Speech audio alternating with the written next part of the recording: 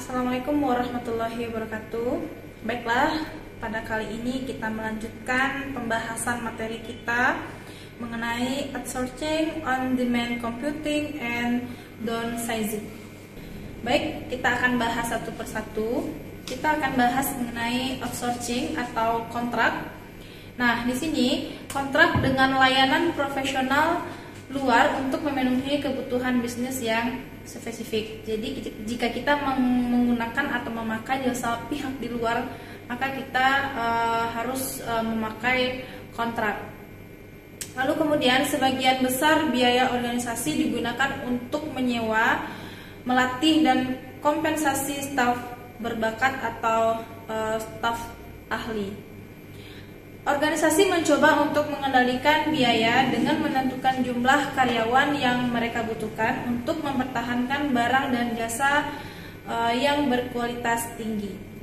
Kemudian on-demand computing, yaitu merupakan perlunasan dari pendekatan outsourcing, persetujuan untuk sumber daya komputer untuk secara cepat merespon berbagai alur kerja dari organisasi.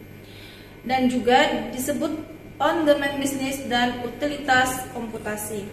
Hal ini sering disebut komputasi utilitas karena organisasi membayar untuk sumber daya komputasi dari konsultan perusahaan seperti membayar listrik dari perusahaan utilitas atau penyedia layanan. Pendekatan ini memperlakukan sistem termasuk hardware, software, database, telekomunikasi, personal, dan lain. Dengan kata lain, bukan membeli hardware, software, dan sistem database, tetapi organisasi hanya membayar biaya untuk pemakaian sistem yang dibutuhkan. Pendekatan ini dapat menghemat uang karena organisasi tidak membayar untuk sistem yang tidak secara rutin digunakan. Hal ini juga memungkinkan sisi informasi staf organisasi untuk berkonsentrasi pada isu-isu yang lebih strategis atau pada kebutuhan-kebutuhan yang lebih dibutuhkan oleh user. Kemudian downsizing, yaitu mengurangi jumlah karyawan untuk memotong biaya. Perampingan melibatkan mengurangi jumlah karyawan untuk memotong biaya. Kemudian memilih proses bisnis yang spesifik untuk berhemat. Perusahaan biasanya melihat ke seluruh perusahaan. Perampingan jelas mengurangi total biaya gaji meskipun semangat kerja karyawan dapat menurun. Kemudian competitive advantage, manfaat jangka panjang yang signifikan dan idealnya untuk perusahaan selama kompetisi dan dapat menghasilkan produk-produk berkualitas tinggi, layanan pelanggan yang lebih baik dan biaya yang lebih rendah. Kemudian membangun dan mempertahankan keunggulan kompetitif secara kompleks. Namun, kelangsungan hidup dan kemakmuran perusahaan tergantung pada keberhasilannya dalam melakukan kompetitif tersebut. Lalu kemudian organisasi yang sering menggunakan sistem informasi untuk membantu mencapai keunggulan yang kompetitif. Faktor yang memimpin perusahaan untuk mencari keunggulan kompetitif. Yang pertama, rivalitas antara pesaing yang ada. Kemudian yang kedua, ancaman dari pendatang baru. Yang ketiga yaitu ancaman produk dan jasa pengganti. Kemudian kekuatan tawar pembeli dan kekuatan tawar menawar pemasok. Nah, rivalitas antara pesaing yang ada, biasanya industri yang sangat kompetitif dicirikan oleh tingginya biaya tetap dan memiliki banyak pesaing. Lalu industri dengan persaingan yang lebih kuat cenderung sebuah perusahaan yang selalu mencari keunggulan kompetitif.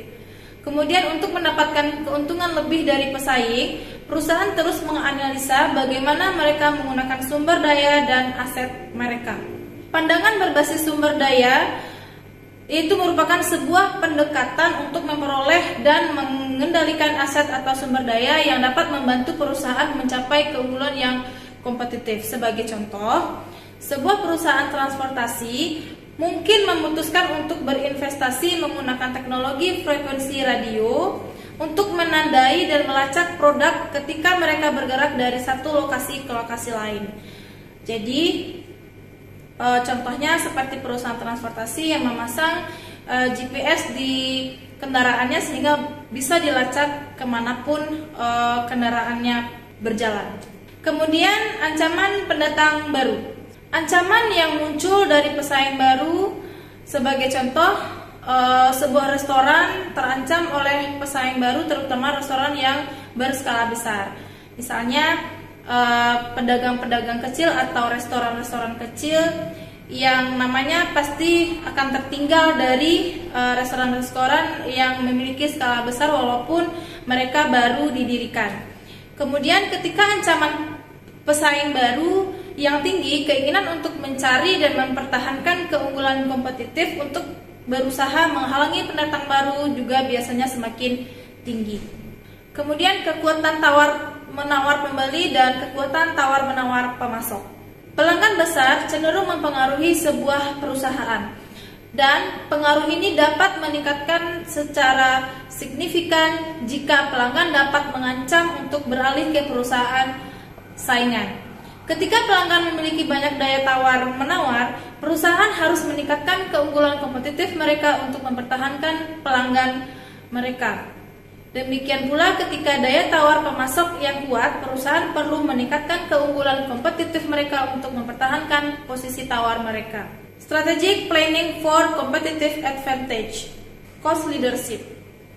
Cost leadership memberikan biaya serendah-rendahnya untuk produksi dan layanan. Cost leadership sering dicapai dengan mengurangi biaya bahan baku melalui perundingan dengan pemasok, menjadi lebih efisien dengan proses produksi dan manufaktur, dan mengurangi kelebihan dari biaya pengiriman.